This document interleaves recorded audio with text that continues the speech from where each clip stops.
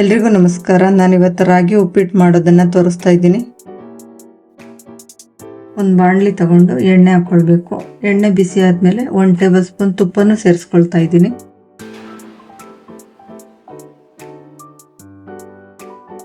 ಎಣ್ಣೆ ಮತ್ತು ತುಪ್ಪ ಬಿಸಿ ಆದಮೇಲೆ ಸಾಸಿವೆ ಸೇರಿಸ್ಕೊಳ್ಬೇಕು.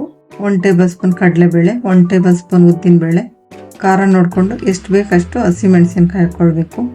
ಸಣ್ಣದಾಗಿ ಹಚ್ಚಿರೋದು 1 ಈರುಳ್ಳಿ ಸೇರಿಸ್ಕೊಳ್ತಾ ಇದ್ದೀನಿ.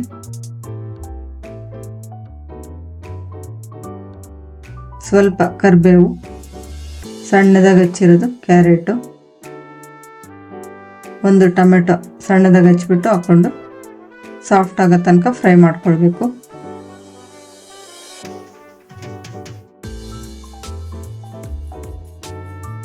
ಇಲ್ಲಿ ಅರ್ಧ ಕಪ್ ರವೆ ಸೇರಿಸ್ಕೊಳ್ತಾ ಇದ್ದೀನಿ. ಸಣ್ಣ ಊರಿನಲ್ಲಿ 5 ನಿಮಿಷ ಫ್ರೈ ಮಾಡ್ಕೊಳ್ಬೇಕು. ರಾಗಿ ಉಪ್ಪಿಟ್ಟಿಗೆ ಸ್ವಲ್ಪ ರವೆ ಸೇರಿಸೋದ್ರಿಂದ ತುಂಬ ಚೆನ್ನಾಗಿ ಬರುತ್ತೆ.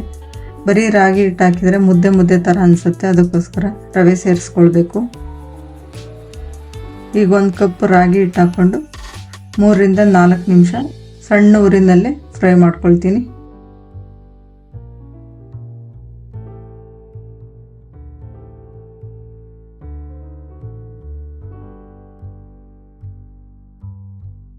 ಐದು ಕಪ್ ನೀರು ಸೇರಿಸ್ಕೊಳ್ತಾ ಇದ್ದೀನಿ. ನಾನಿಲ್ಲಿ ಬಿಸಿ ನೀರು ಕುದಿಸ್ಕೊಂಡು ಹಾಕ್ಕೊಳ್ತಾ ಇದ್ದೀನಿ.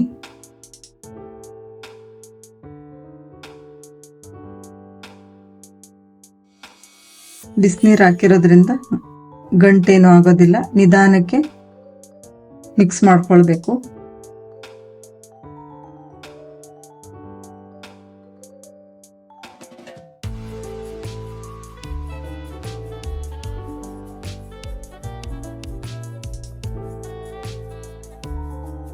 ರುಚಿಗೆ ಎಷ್ಟು ಬೇಕಷ್ಟು ಉಪ್ಪು, ಸ್ವಲ್ಪ ಫ್ರೆಶ್ ಕಾಯಿ ತುರಿ, ಕೊತ್ತಂಬರಿ ಸೊಪ್ಪು ಹಾಕ್ಕೊಂಡು ಚೆನ್ನಾಗಿ ಮಿಕ್ಸ್ ಮಾಡ್ಕೊಳ್ಬೇಕು.